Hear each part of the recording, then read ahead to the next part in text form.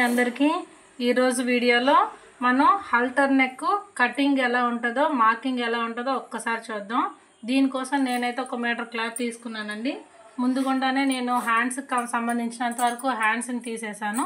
So remaining పార్ట్లో మనం ఇంకేం తీయాలి, బ్యాక్ పార్ట్ అలాగే ఫ్రంట్ పార్ట్ తీయాలి. సో బ్యాక్ పార్ట్ తీసుకొని ఇది 3 డాట్ బ్లౌజ్ కాబట్టి బ్యాక్ పార్ట్ అలాగే ఫ్రంట్ పార్ట్ అలాగే షేప్ బెల్ట్ ఈ 3 తీయాలి. సో ఫస్ట్ బ్యాక్ పార్ట్ కోసం ముందు మనం ఏం చేయాలి అంటే, ఎప్పట్లాగానే ఇది ప్లెయిన్ బ్లౌజ్ కాబట్టి, అంటే ఇది లైనింగ్ పీస్ కాదండి, ప్లెయిన్ బ్లౌజ్ కాబట్టి బ్లౌజ్ పొడవు ఎంత ఉందో చూసుకుంటారు. ఈవిడికి బ్లౌజ్ పొడవు కుట్టగా 12 ఇంచీలు రావాలి. అంటే ఈవిడకి బాడీ మీదకి వేసుకున్నాగా 12 ఇంచీలు రావాలి.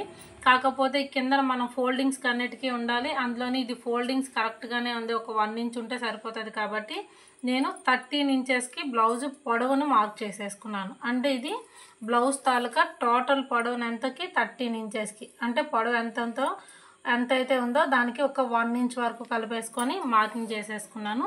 ఈ కిందన ఉన్న ఈ 1 ఇంచ్ దగ్గర ఒక లైన్ డ్రా చేసేసుకున్నాం. అంటే ఇది హైట్ అని తెలుస్తుంది కాబట్టి స్ట్రైట్గా ఒక లైన్, ఇది మన దేనికోసం బెల్ట్ పర్పస్ అనమాట.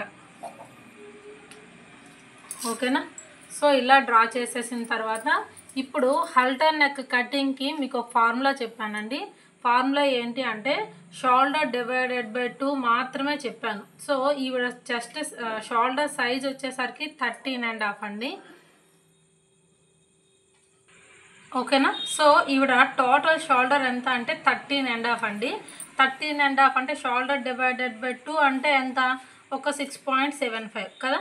ఆ 6.75ని మీరు టోటల్ షోల్డర్ కింద ఇలా మార్క్ చేసేసుకోవాలి.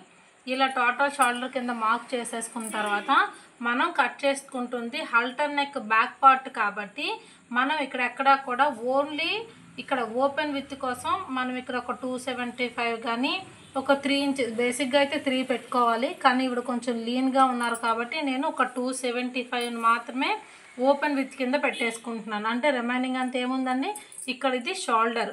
సో ఇప్పుడు ఎంతైతే టోటల్ షోల్డర్ పెట్టుకున్నారో అంతే ఆర్మ్ డౌన్ పెట్టుకోవాలి. అంటే ఎంత పెట్టుకోవాలి, మీరు ఇక్కడ 6.75 పెట్టుకోవాలి, అంతే కదా. ఈ 6.75ని టోటల్ షోల్డర్ని కూడా ఎంతైతే వచ్చిందో అంతే ఆర్మ్ డౌన్ కింద కూడా పెట్టేసుకుంటారు. ఇలా పెట్టేసుకున్న తర్వాత ఇక్కడ ఏం చేస్తారు, ఎల్ షేప్ని ఫామ్ చేస్తారు. ఎందుకు, ఆర్మ్ రౌండ్ కర్వ్ కోసం ఎల్ షేప్ని ఫామ్ చేస్తారు. ఓకేనా. ఇలా ఎల్ షేప్ ఫామ్ చేసిన తర్వాత ఈవిడ చెస్ట్ సైజ్ చాలా చిన్నది కాబట్టి కార్నర్ నుంచి మనకి ఒక 115 కార్నర్ నుంచి బేస్ చేసుకుంటే సరిపోతుందండి.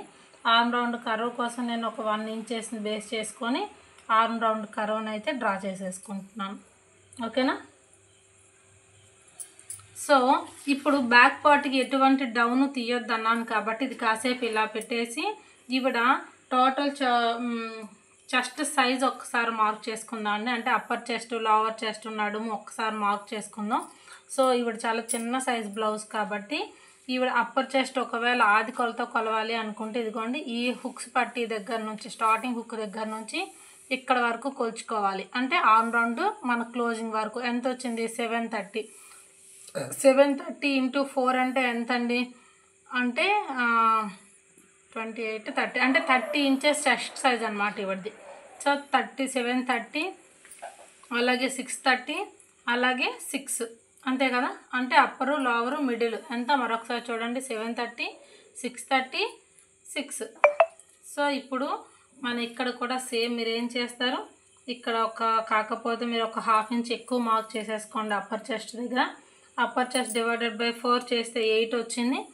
అలాగే లోవర్ చెస్ట్ 630 కదా, ఈ 630ని 630 కిందే మార్క్ చేసేసుకోండి.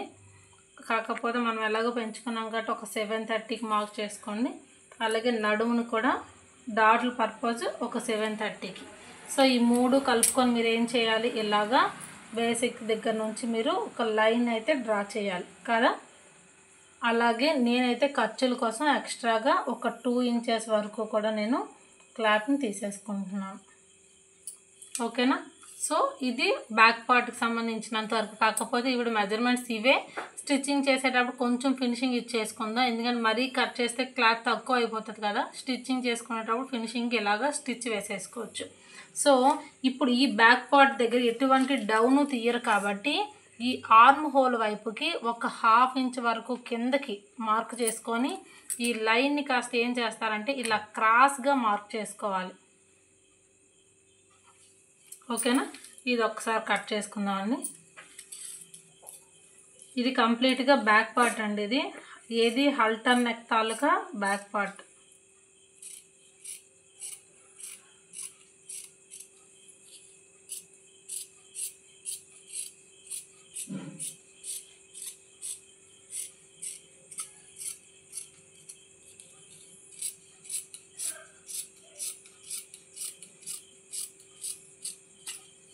ఈ బ్యాక్ పార్ట్ డాట్ మనకి తెలియటం కోసం ఇక్కడ ఏం చేస్తారంటే చిన్నగా ఒక టక్ పెట్టుకోండి.